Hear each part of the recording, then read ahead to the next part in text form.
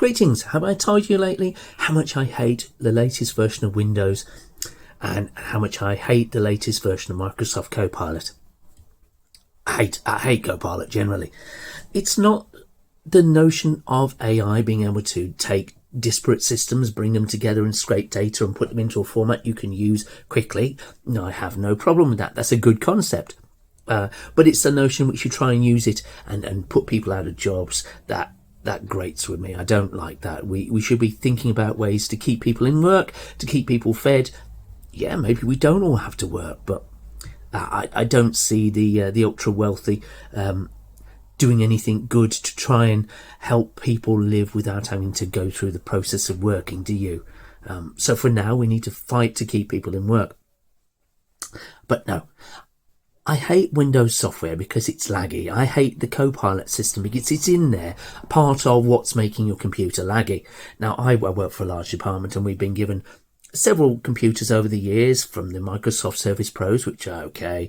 They overheated eventually, pretty quickly actually, and then we moved over to Hewlett-Packard machines, HP machines, quite recently, and they've been good for the past couple of years. They're really, flawless. And you know, if they were running Linux, a good distro of Linux, they'd be speedy as anything. They would do everything you want, and they wouldn't leave you wanting. But we're running Windows.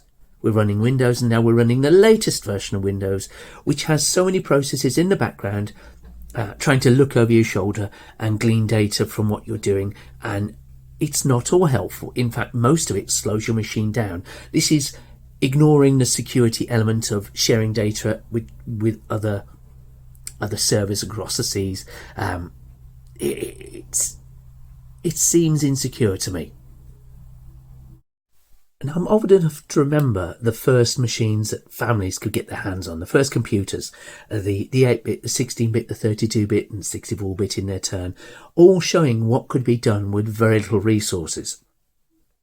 They didn't have an awful lot of memory. I mean, it was good in the day, don't get me wrong, but didn't have an awful lot of memory, and they didn't have an awful lot of storage, and the systems were clunky, they were quirky, they had their own distinct pros and cons, but they all showed us what we could do with a very little. And in the day, we enjoyed them. We enjoyed software that was designed carefully to get the most out of a machine. And then we moved over to things driven by Windows software and started to accept a poorer and poorer service, because the idea of Windows software is not to deliver software that makes everyone's computer work. It's to monetize the whole process. So the customer, the end user, becomes the product. The software, a lot of it is in there providing conduits for Microsoft and other contributors to fill out your computer with bloatware and slow your computer down and sell you as much as possible. So for the longest time, when you buy a new computer, a new PC, you'll often find it coming with tons of bloatware, software you don't need, things that have to be removed. And it became a pain, and as a computer enthusiast over the years, I got very used to, let's restart the computer, reinstall Windows, take out all the software that gets installed when you first install Windows, take out all the bits you don't need, and until you've got a clean build and install what you want, what you paid for, not these demo versions of nonsense software that no one ever wants to, bless it, all use. But you don't have so many options with the latest version of Windows. You don't have that at all. It's all built in there. AI this and AI that. And it's in there. And you can see when you pull up the list of what's running. When you pull up the list of what's running, you can see where your resources are being dispersed. You can see half the time your Windows is running with far less than the memory you know your computer has. Because most of it's taken up with spying software, spying on you, trying to think of something you can be sold. It makes me very cross. And it's in there with works machines as well, where you should be able to get on with a job, create a document, make a call to a client, whatever it is, without somebody looking over your shoulder thinking, what can we sell him next? Am I wrong? Let me know in the comments if I'm wrong. But when you've seen Linux installed on an old machine or a new machine and you see it run speedy, perfect, as it did when it came out the box initially, as it did when you first installed and purged all the unwanted software off your Windows build, that's when you realise how bad Windows has become. It makes me very, very cross. When I sit at work and we run sort of basic software, the Word to do documents, we do email, of course, we do Excel, we do spreadsheets, presentations, and we have the call centre software. So it's basic stuff that should work pretty seamlessly together. But it's slowed down. It's slowed down because all that spy software is still running in the background and there's no way to shut it off. You don't need automation, you don't need the AI most of the time because the software we've been given already, it's been carefully designed over the years, has been designed to present the information clearly already. So you get people telling you, oh, well, here's how you could use AI to streamline your emails. No, just read your emails. Read them or learn who to delete as soon as they send you an email. Just go through and purge. It's quick enough. You don't need to use extra software to do things you should be capable of doing yourself.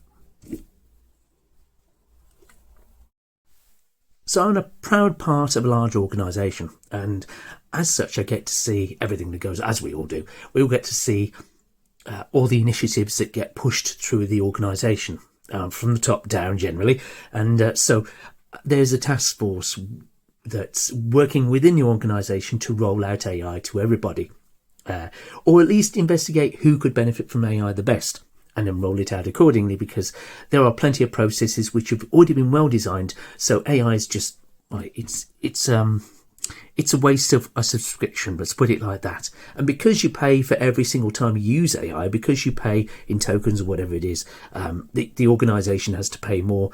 And if people are using it where they don't need to, well, what's the point really?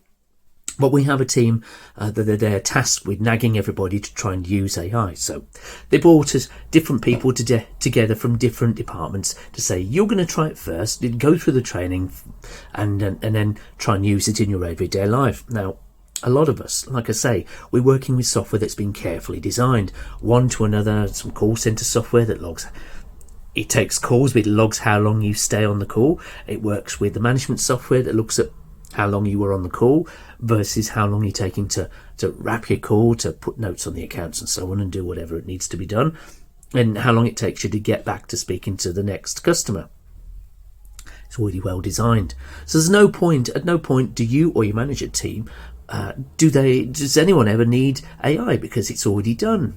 Now you could look at all that process and say, well, that team ain't going to need AI at all. But no, we've all got to play with it all the same, taking time out of a day. We have the team that they're there to be pushy, really pushy, and they have a weekly thing to say, well, yes, here's some tips. We're going to share some tips every week so you can use it better. Here's what we've thought of. And they weren't very helpful, these tips, and no one engaged until we ended up with a snarky email that went out. You might have noticed there's no email this week with tips because we noticed there'd been less than 1% engagement with that email, and it took lots of time. So no, we're not going to do it anymore. Good. And if you're part of the larger team that I'm part of and you know who you are, then good. It's not that useful, honestly. It's not that useful. Find something else to do with your time, please. And that, for anyone that doesn't know, is passive aggressive.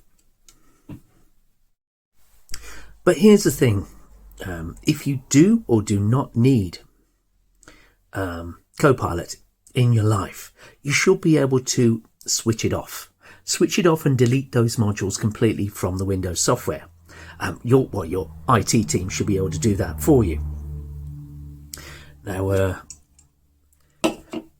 as a father of IT technicians, so to speak, I would plea for this to be a thing. If you're working in Microsoft, and I know it's a pushback, isn't it? You want to monetize everything, but there are going to be people who use a computer for work.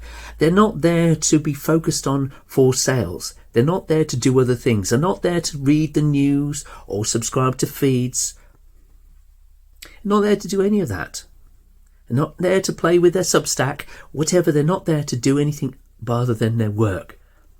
So why try to sell to those poor people who just want to get on with a job? Come on, we need to be able to shut it off, to delete it, to take it off the machine altogether, to create a working Windows machine. Is that too much to ask for? Maybe it is. Maybe it is. Let me know what you think anyway. Would you love to see a Windows machine completely devoid of spy software? Stock from the shop, a Windows build without the bloatware. Just none of it. It just installs what you need. It starts, what do you need? And then just installs that. Oh, I don't know what's that. What, like Linux? Yeah. Imagine if Windows was more like Linux. Anyway, on that note, thank you for listening to me today. Thank you for letting me rant. I do appreciate every moment you spend on the channel. Whatever you do, have a great day. See you soon. Bye for now.